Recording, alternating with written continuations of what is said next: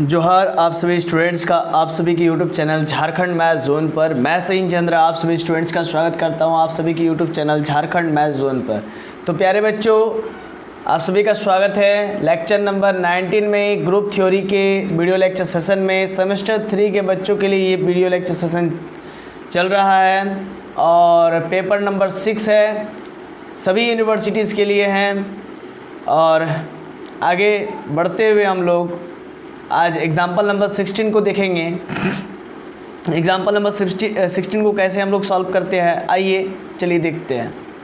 कहता क्वेश्चन में show that the set of all real number except -1 forms a group under binary operation asterisk defined by a asterisk b equal to a plus B plus a into b, है ना। ये steric operation इस प्रकार से defined है और बोला जा रहा है कि सभी रियल नंबर जो है कि सभी रियल नंबर का जो सेट है कि क्या है, ग्रुप बनाता है, लेकिन उसमें आपको -1 को लेना नहीं है, एक्सेप्ट -1 ये कहा गया है। आइए देखते हैं।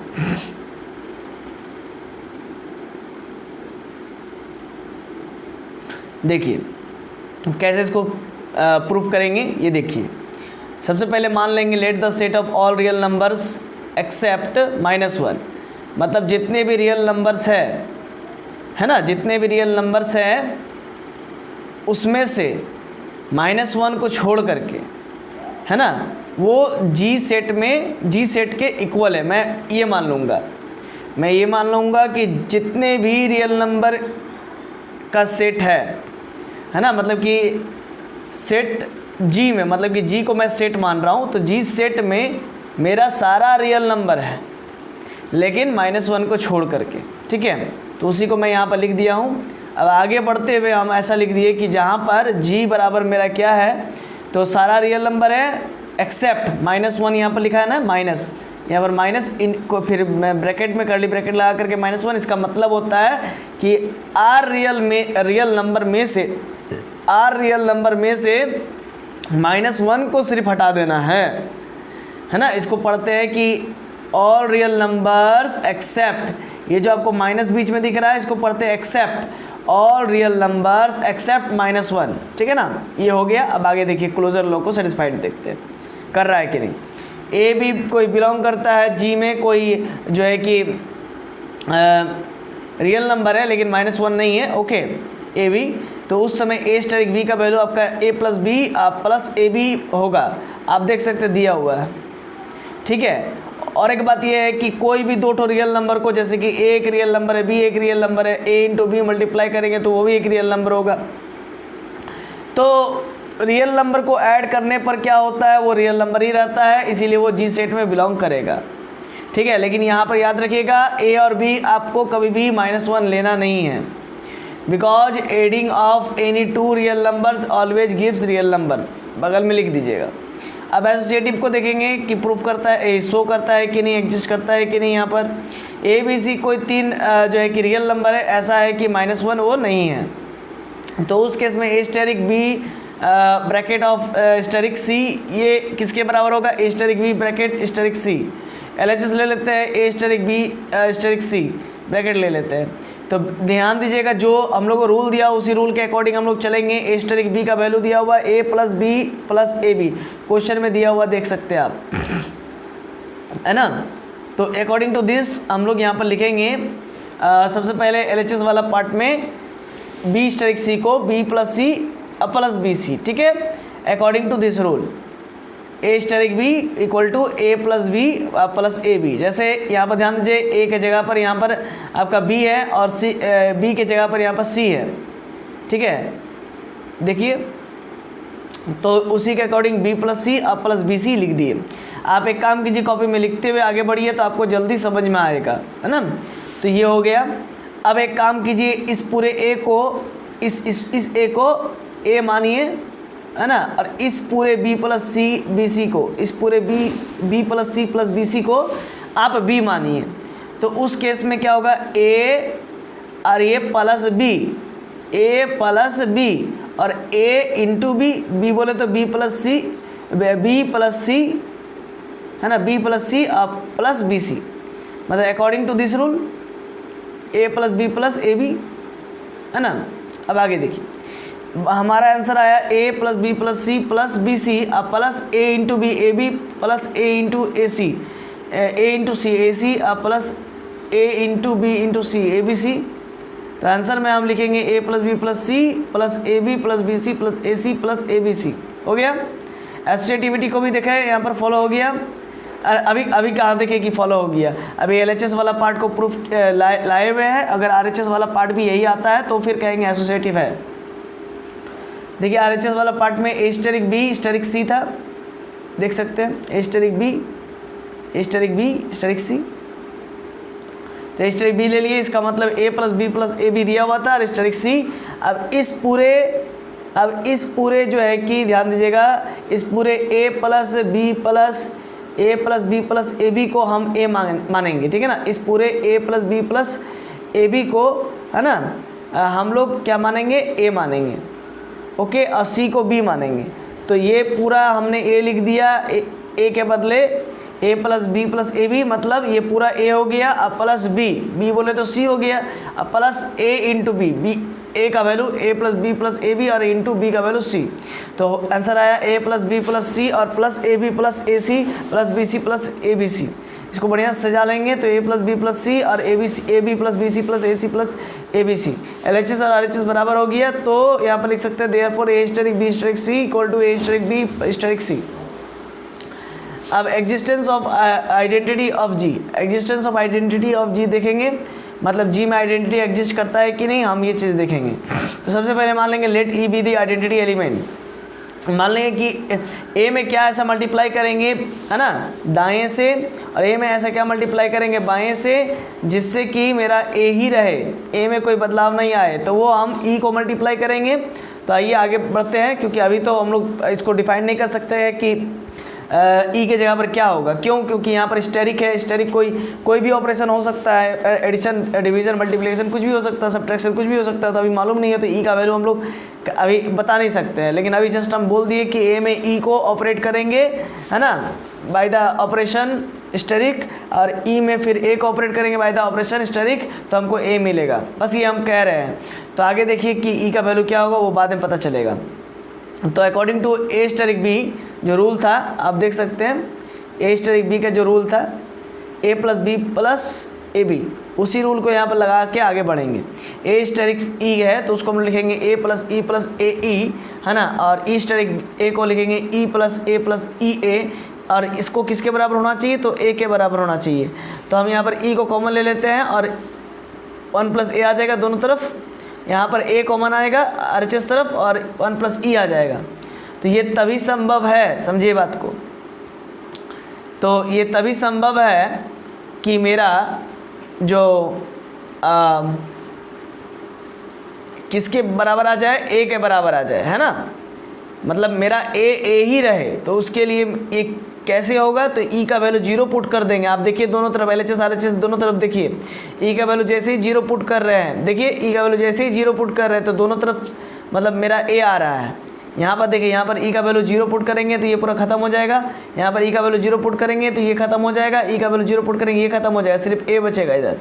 तो इसका मतलब ऐसा एलिमेंट जिसको जोड़ने से किसी भी दूसरे एलिमेंट में कोई प्रभाव नहीं पड़े, तो उस एलिमेंट को आइडेंटिटी एलिमेंट कहते हैं। यानी कि ए में हमने आइडेंटिटी को जोड़ा तो बहुत ही अच्छा काम किया, क्योंकि उससे ए में कोई प्रभाव नहीं डाला गया, मतलब ई के वजह से कोई ए में प्रभाव नहीं आया। तो ई का वैल्यू 0 है चूँकि, और यहाँ पर एडिशन वाला ऑपरेशन दिया हुआ देख सकते हैं आप, है ना, यानी कि स्टेरिक ऑपरेशन दिया हुआ था, है ना, यहाँ पर स्टेरिक ऑपरेशन दिया हुआ था, यहाँ पर डिफाइंड नहीं था ऑपरेशन, यहाँ पर ऑपरेशन डिफाइंड नहीं था, यहाँ पर ऑपरेशन डिफाइंड नहीं था। बट हमने क्या किया, स्टेरिक के ए स्टेरिक बी जैसा दिया हुआ था, उस रूल से हम लोग तोड़ करके ए स्टार ए प्लस ए ई लिख दिया, और इसके बाद फिर ई का वैल्यू यहाँ पर फाइंड आउट कर लिया।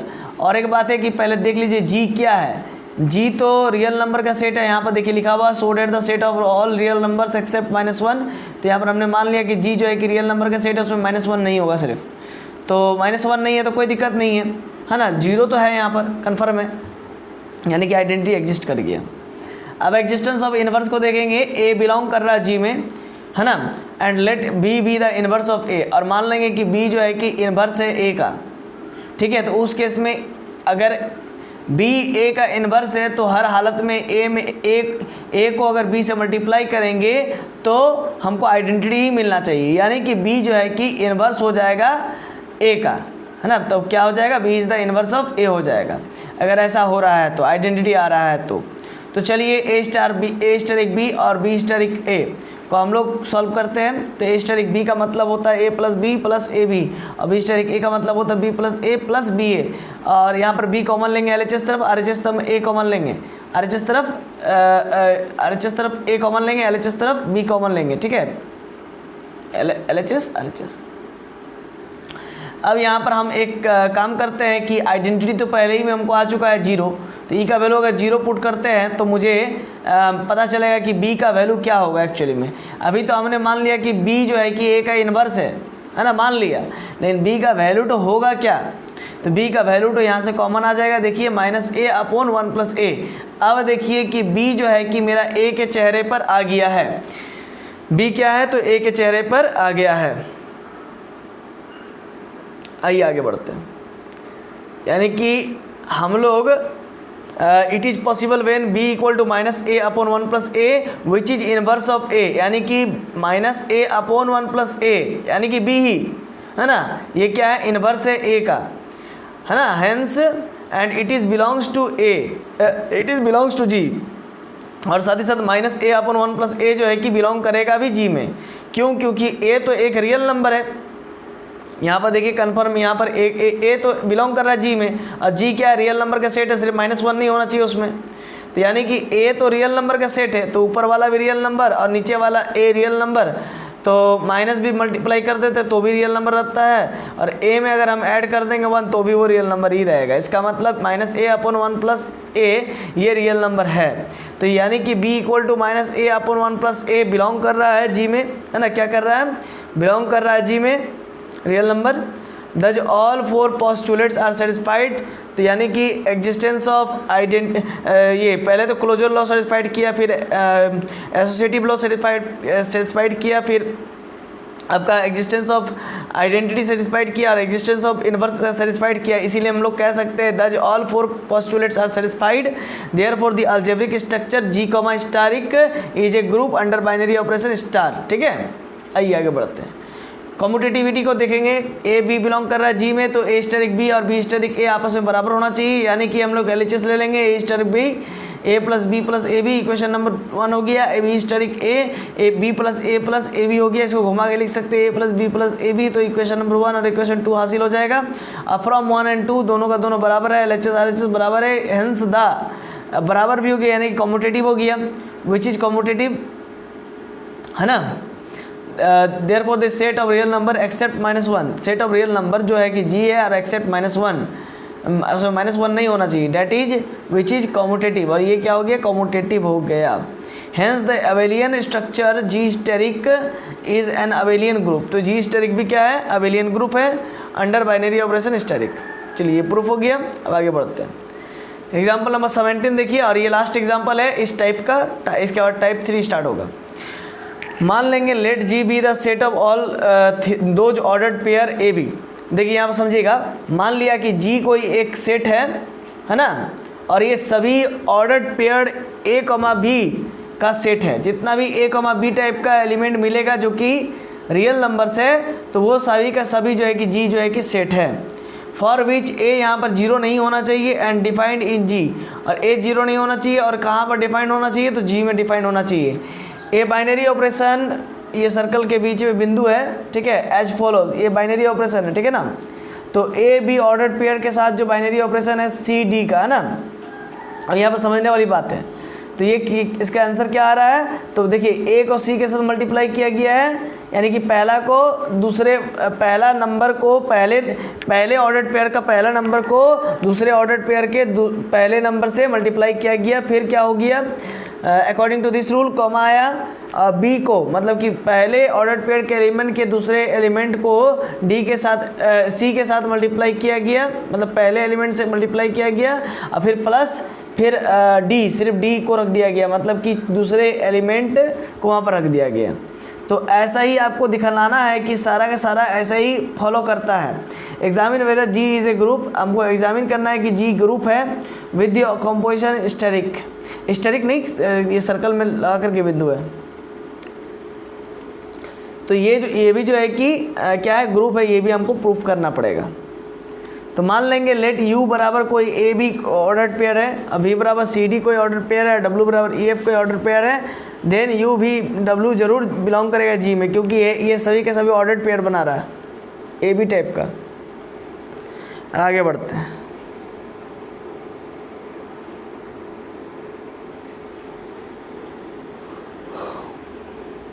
क्लोजर को देखेंगे, यू फिर सर्कल विषय बिंदु भी, तो मतलब ये हो जाएगा यू का वैल्यू मैंने a b a comma b dot माना है। देखिए यहाँ पर यू को माना है a comma b order pair, और भी को माना है सी कॉमा डी, डब्ल्यू को माना है ई कॉमा एफ। तो यानी कि आप देख सकते हैं स्टेटिमेटी में यू स्टेरिक नहीं, यू सर्कल डॉट भी सर्कल डॉट डब्ल्यू किसके बराबर होना चाहिए, तब यू सर्कल डॉट भी डब्ल्यू सर्कल डॉट भी सर्कल डॉट डब्ल्यू होना चाहिए। सबसे पहले एलएचएस ले लेंगे, यू सर्कल डॉट भी सर्कल डॉट डब्ल्यू। इसके बाद फिर क्या हो जाएगा, इसके बाद आपका हो जाएगा u का वैल्यू अभी रहने दीजिए, और v का वैल्यू हम लोग पुट कर देंगे, और w का वैल्यू EF था, EF पुट कर देंगे। अब क्या है कि यहाँ पर CD और EF के अकॉर्डिंग, मतलब कि AB और यहाँ पर ध्यान दीजिएगा, यहाँ पर ध्यान दीजिएगा, हम लोग रूल दिया हुआ है AB और CD के according AC plus BC plus D। आइए इस पर फिर क्या होगा, इस पर फिर क्या होगा आपका, इस पर सिंपली यू भी का क्या हो जाएगा, CE plus DE plus F हो जाएगा, है ना। एसोसिएटिविटी का बात कर रहा हूँ, तो ये हो जाएगा CE और DE प्लस F। मतलब ये कि पहला ऑर्डर पेयर का पहला एलिमेंट और दूसरे ऑर्डर पेयर का पहला एलिमेंट मल्टीप्लाई होगा, अब पहले ऑर्डर पेयर का D मल्टीप्लाई होगा, ठीक है। पहले ऑर्डर पेयर का हम लोग का D मल्टीप्लाई होगा किसके साथ, तो E के साथ मल्टीप्लाई हो जाएगा, और E क्या है, तो E क्या है, तो W ऑर्डर पेयर का पहला एलिमेंट है, अब प्लस DE और प्लस F हो जाएगा, ठीक है। ये पूरा सिलसिला है। आगे बढ़ते हैं, AB और CE plus DE plus F देखेंगे, है ना। इसके बाद मतलब RHS वाला टर्म को देखेंगे, यू भी सर्कल और जो है कि हम लोग को अब यहाँ पर दिखाएंगे LHS वाला ही, यू का वैल्यू पुट किया, CE plus DE plus F हो गया। अब आगे देखिए, इसको पूरे को A मानिए, इसको पूरे को B मानिए, तो क्या हो जाएगा, ACE पहला एलिमेंट, पहला ऑर्डर पेयर का पहला एलिमेंट और दूसरे ऑर्डर पेयर का भी पहला एलिमेंट। अब B और E को मल्टीप्लाई करवाएंगे आपस में, ठीक है। B और E को आपस में मल्टीप्लाई करवाएंगे, और C और D को आपस में मल्टीप्लाई करवाएंगे, और इसके बाद F अकेला बच जाएगा, समझे ना। मतलब ये है कि A को हम C और E से मल्टीप्लाई करेंगे जैसे वहाँ पर कर रहे थे, इस रूल के अकॉर्डिंग ध्यान दीजिएगा। ABCD रहे, बीच में ऑपरेशन कुछ भी रहे तो AC BC प्लस D होगा। उसी प्रकार से यहाँ पर भी होगा क्या कि ACE BCE और DE प्लस F हो जाएगा, ठीक है। DE प्लस F क्या हो जाएगा, DE प्लस F हो जाएगा। कैसा समझे, ध्यान दीजिए। यहाँ पर क्या हो जाएगा, देखिए B और C को मल्टीप्लाई किए, पहला एलिमेंट, पहला ऑर्डर पेयर का दूसरा एलिमेंट और पहले ऑर्डर फिर दूसरे ऑर्डर पेयर का पहला एलिमेंट, ठीक है, ठीक है ना। तो ठीक इसी प्रकार से यहाँ पर भी हो गया ACE और BCE प्लस CD, फिर क्या हो गया DE प्लस F हो गया। इसी प्रकार से RHS वाला टर्म भी आपका आएगा, ठीक है। और इस प्रकार से LHS और RHS बराबर हो जाएगा, ठीक है।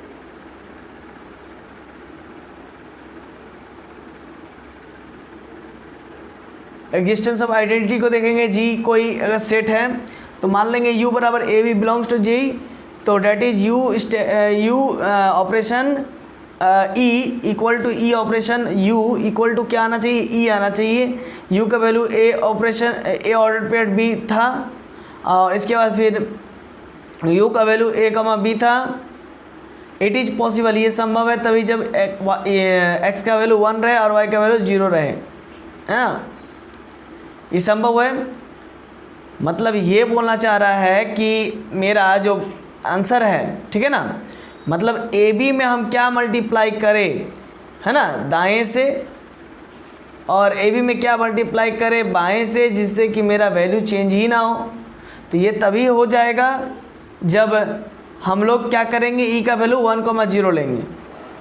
A B operation 1,0 1,0 operation a b लेंगे तो हमको ए बी ही मिलेगा, हमेशा याद रखिएगा, क्योंकि पहला ऑर्डर पेयर का पहला एलिमेंट और दूसरे ऑर्डर पेयर का दूसरा एलिमेंट क्या हो जाएगा, a इंटू 1 ए हो जाएगा। अब पहला ऑर्डर पेयर का आपका लेना पड़ता है दूसरा एलिमेंट, पहला ऑर्डर पेयर का क्या लेना पड़ता है, दूसरा एलिमेंट। जैसे यहाँ पर ध्यान दीजिएगा,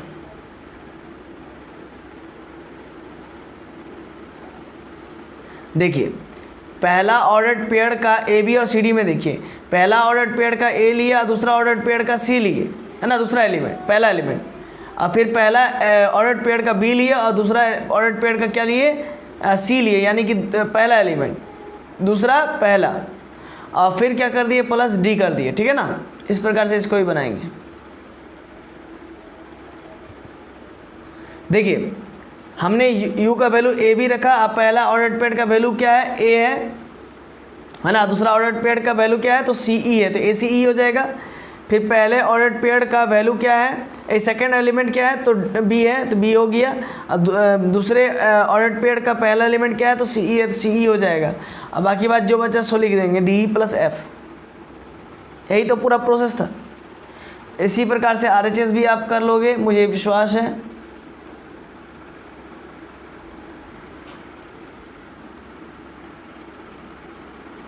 ठीक है, LHS RHS बराबर आ गया, ठीक है ना। चलिए ये हो गया एग्जिस्टेंस ऑफ, मतलब एग्जिस्टेंस मतलब एसोसिएटिविटी को यहाँ पर वैलिड हो गया, एसोसिएटिविटी, है ना। अब आगे देखिए एग्जिस्टेंस ऑफ आइडेंटिटी एलिमेंट। तो u बराबर मैं मान लेता हूँ a, b और ये बिलोंग करता है g में, तो u ऑपरेशन e और e ऑपरेशन u करेंगे तो हमको क्या मिलेगा, u मिलेगा।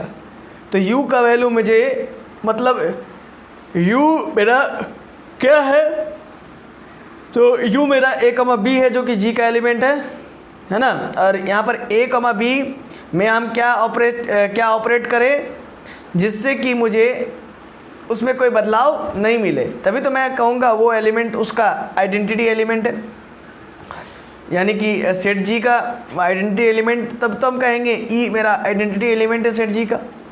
तो a, b है, इसके बाद e है, और फिर e है, और फिर a, b है, लेकिन बीच में ऑपरेशन है।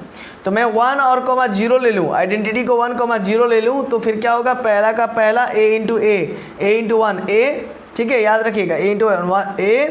फिर क्या होगा, पहले का दूसरा एलिमेंट b और दूसरे ऑर्डर पेयर का पहला एलिमेंट, है ना, पहला एलिमेंट वो क्या है, जो है कि 1, समझ रहे ना। तो फिर क्या होगा, b इंटू 1 b हो जाएगा। नहीं समझे, देखिए यहाँ पर समझने की कोशिश कीजिए। जैसे वहाँ पर क्या था, ये देखिए,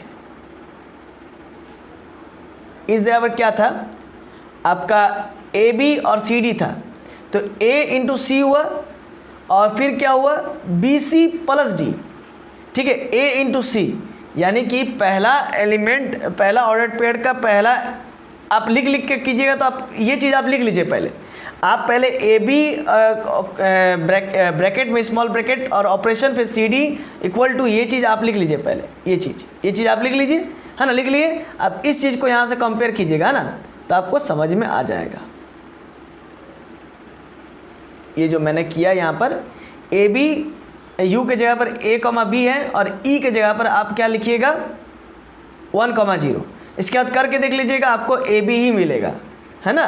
इसका मतलब ये हुआ कि अच्छा देखिए यहाँ पर करके भी हम दिखा दिए, है ना, आपको करने की कोई ज़रूरत नहीं है। देखिए ए बी हुआ और ई का वैल्यू 1,0 हुआ, फिर ई का वैल्यू 1,0 हुआ, फिर ऑपरेशन, फिर ए बी हुआ। आपका ए बी ही हर हालत में आएगा। तो देखिए क्या होगा, a into 1 a comma b into 1 plus का 0। फिर इधर से अगर करेंगे तो 1 into a comma 0 into a plus का बी। देख लीजिए ए बी दोनों तरफ आया ना, यही बात हम कहना चाह रहे थे। अब एग्जिस्टेंस ऑफ इन्वर्स में u बराबर ए बी अगर है और बिलोंग करता है g में, तो मान लेंगे कि k उसका इन्वर्स है। तो u को अगर k के साथ मल्टीप्लाई करेंगे, k को u के साथ मल्टीप्लाई करेंगे, मल्टीप्लाई नहीं मतलब ऑपरेट करेंगे, तो मुझे हर हालत में क्या मिलना चाहिए, e मिलना चाहिए। तो चलिए देखते हैं तब k का वैल्यू होगा क्या। तो इट इज़ पॉसिबल, ये तभी मुमकिन है जब k का वैल्यू मेरा 1/a होगा और -b/a होगा। तो इसका भी कोई रूल है सर इसको भी निकालने का? तो इसको कोई रूल से हम लोग निकाल नहीं सकते हैं। इसको जस्ट आपको क्या करना पड़ेगा, एज्यूम करना पड़ेगा, ठीक है ना, एज्यूम करना पड़ेगा। नहीं तो फिर आप ऐसा भी कर सकते, ई का वैल्यू मेरा क्या आया है 1,0 आया है ना, ठीक है।